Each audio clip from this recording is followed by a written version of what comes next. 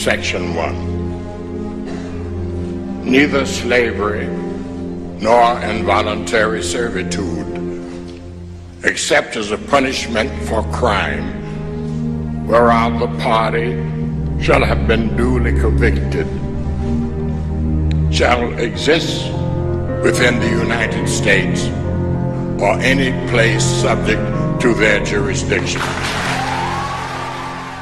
Most only associate the problem with international countries like Thailand and Eastern Europe, or even maybe our large coastal cities like Miami and San Francisco. The reality is sex trafficking and domestic prostitution is alive and thriving in the U.S. in our cities, in the Midwest, in the suburbs, and small towns.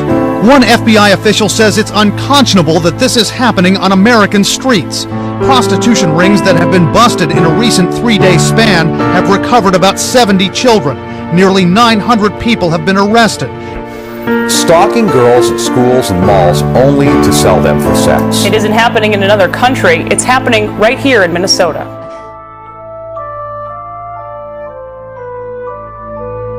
I got involved in prostitution at the age of 15. I was raped by a pimp and 2 of his friends. And then for the next 27 years, I was involved in prostitution in one form or another. I've been beaten with baseball bats, 2x4s, I've had gasoline poured on me, I've been thrown out of moving vehicles, raped repeatedly, and had metal balls slammed on my hand because I was short bringing home the quota that I was supposed to bring home.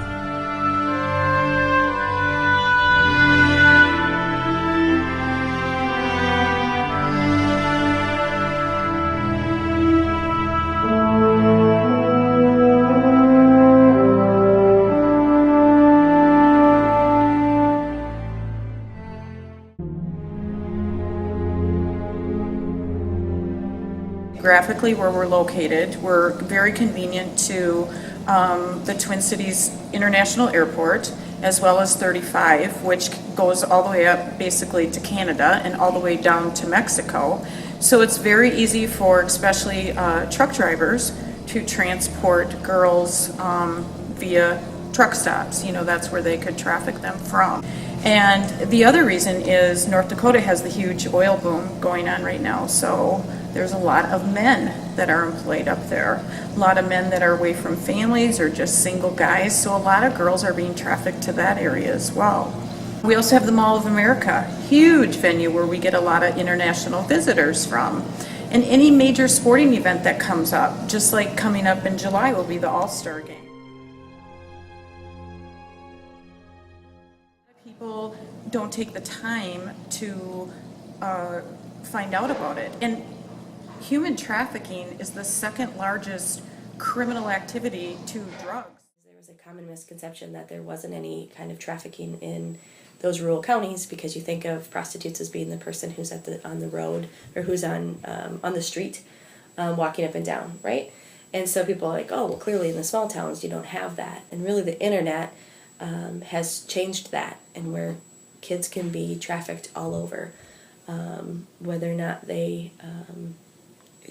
whether it's local or, you know, bringing people from all ports, all different areas to a hotel in a rural area.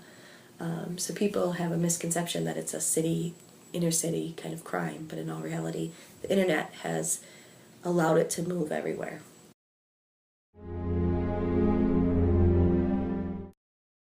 Human trafficking is essentially slavery, you know, and slavery's been around since the dawn of time. It's been around since biblical ages. I mean, there's really going to be nothing you can do to completely eradicate it.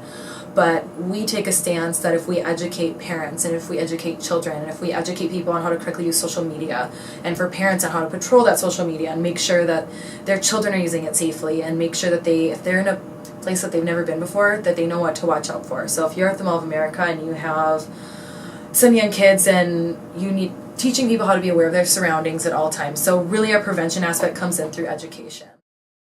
The issue there is not everyone wants education in the public school system about issues involving sex. Parents may be really sensitive about what information is fed to their children on the topic.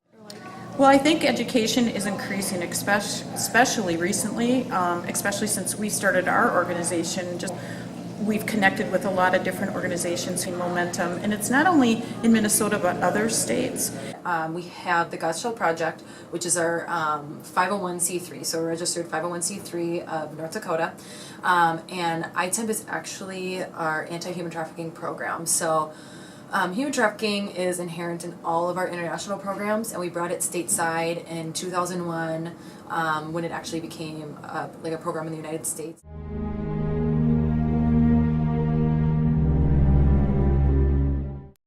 Ramsey County Attorney's Office made a video for hotels so that they can train hotel personnel on what to look for, because when they do the internet, the back page, etc., they're meeting at a hotel.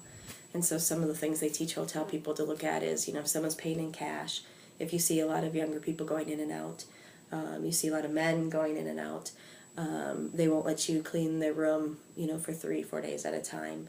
These are things to try to keep your eye open and then report.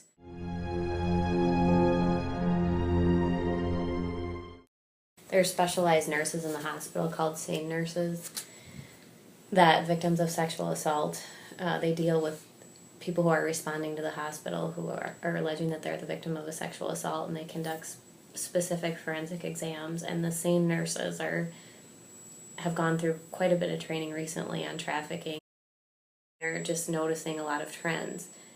People who are coming in to the exam and constantly on their cell phone, like someone has dropped them off at the hospital and they're constantly on their cell phone because that pimp needs to be in constant contact with them. There's just some little indicators